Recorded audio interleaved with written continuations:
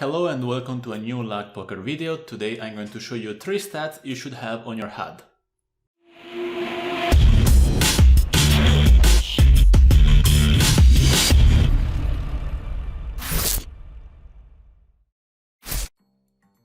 So the stats I'm going to show you are stats that a lot of people really do not use on their HUD, but they are very useful because they give you some easy exploit, let's say.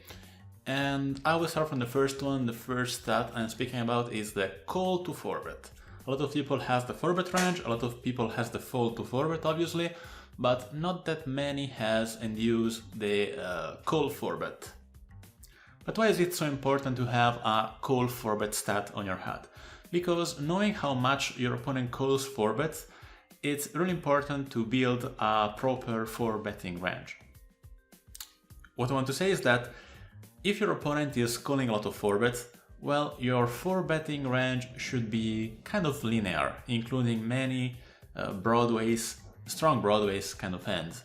On the other hand, if your opponent is calling very few 4bets and is maybe mainly shoving or folding, or maybe just calling with some very strong hands, well, in this case, I think your 4-betting range should be more polarized, because those decent suited broadways that you may 4bet, they play much better as a call in that scenario, because when you're 4-betting, either your opponent is shoving and you have to fold, or he is calling with hands that dominate you.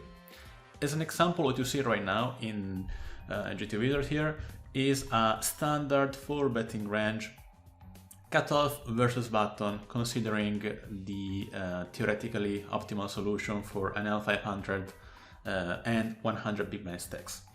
As you see, in this 4-betting range we have obviously some very strong hands. We have then our bluffs, which are hands like King Jack suited, King 10 suited, King 9 suited, Ace 10 suited sometimes. Ace Queen off also goes as a 4-bet. And you know, we have this kind of suited broadways part of range, which is 4-betting and is kind of our, let's call it bluff, even if those hands are not pure bluffs. And this range is optimal assuming your opponent plays like this. Like he calls all these kind of pocket pairs, he calls all suited broadways, he calls many suited connectors, and versus this defending strategy, which includes that you see a 42% calling range, well, you know, it's perfectly fine to 4bet. You should actually 4bet, as the solver is saying here. But assuming your opponent is not calling that much, maybe he's not calling pocket pairs, maybe he's not calling that wide with suited connectors and so on, the value you have of 4-betting hands like King Jack suited or King 10 suited decreases a lot. Because, you know, those are hands which are certainly fine as a call. As you see, calling has basically the same EV as 4-betting in a theoretically optimal scenario. But if your opponent is not calling that wide and is maybe just calling hands that dominate you or otherwise shoving or folding, the value you have of 4-betting those hands decreases a lot, and you should definitely opt for a call with those. You can still bluff. I mean, assuming your opponent folds enough, you can still bluff, but I would choose other hands. I would choose hands which cannot actually call. Hands like more Ace-X suited hands. Hands like King X suited more, and so on. So be aware of that, you know. If your opponent is calling out of 4bets, well, you should definitely 4bet as a bluff hands like this. Otherwise, if your opponent is not calling that many 4bets, you should be way more polarized and having stronger and weaker hands in your 4-betting range. This is really important, so keep in mind that. Another stat you should definitely have is the big blind fold to small blind steal. A lot of players, almost everybody, has the generic stat fold to steal from the big blind, but I think it's important to have the specific spot blind versus blind, because it allows you to exploit your opponent directly. Why is that? Because, you know, you may see that some of your opponents have, for example, a high fold to steal in general, and you may choose to open wider from the button. But you should always have to worry about the small blind, because even if the big blind is folding a lot, well, if the small blind is 3-betting a lot himself, you do not have this instant profit, or at least is not as profitable as it looks like.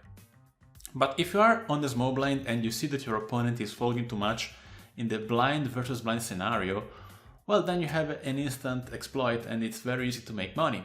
For example, here you can see this which is a standard opening range considering an L50 100 big blinds deep in a raise or fold strategy, so no limping.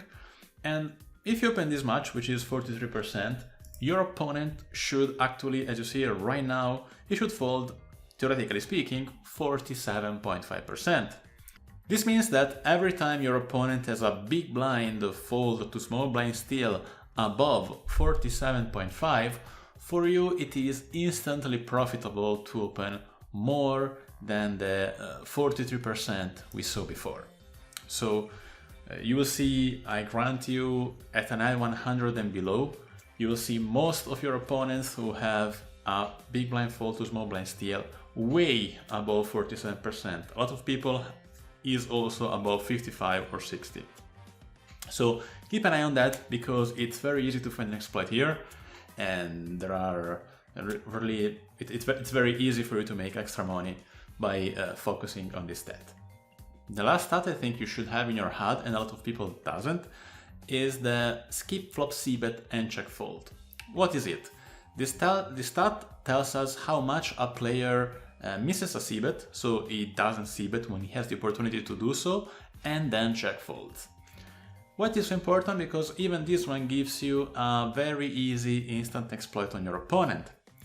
If your opponent is folding too much in this dynamic, it means you can simply bet a lot when he checks, and you're gonna win a lot of small pots uncontested. To show you how relevant this is, I'm going to show you the report here for the same NL50 100 big blind situation, small blind versus big blind. Once the small blind checks and the big blind bets, how frequently the small blind should actually defend rather than folding. And I will show you here versus a 2/3 pot bet, 66% of the times, which is, I think, is even higher than most people would bet in this situation. But if you see that, the folding range of, the small blind should just check fold 43% of the times. And even here, I grant you, almost every single opponent you are going to play with at an L100 and below is going to have this stat above 50. So this is an easy exploit, because if your opponents are check folding too much, you can simply increase your bet versus missed, and this is gonna work. Keep in mind one important thing for this stat is that don't worry too much if you see that you have a high skip flop Cbet and check fold, because usually, especially if you play lower stakes, it is perfectly fine. Why is that? Simply because in order to be able to defend enough once you check and don't Cbet, you need to have a very balanced C-betting strategy out of position, meaning you have to check a lot of decent hands and draws and so on. This makes sense only if your opponent is strong, is aggressive and can exploit you. If you're playing on average versus bad opponents, it is quite normal that you C-bet more than you should, theoretically speaking, and once you do that, of course, you will not be able to defend as much as you theoretically should. So be aware of that, be aware of that on your opponents, be aware that it's something you can attack, but don't worry too much if you play lower stakes and you have this leak. Just, of course, try not to have it when you're playing versus a competent opponent. And that was it for today. I hope I've been helpful with this content and that maybe you can add one of these stats to your HUD. Thanks for watching. If you have any suggestion or comment, please write it below the video and subscribe if you want more content. Thanks for watching and see you next time.